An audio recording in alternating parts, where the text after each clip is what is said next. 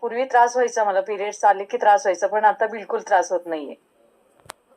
म्हणजे कमिटीच्या ह्याच्यामध्ये 100% मी पॉझिटिव्हलीच आली होती की मला रिझल्ट येईल नाही येईल हा विचारच केला नव्हता. मला रिझल्ट 100% येणार आहे.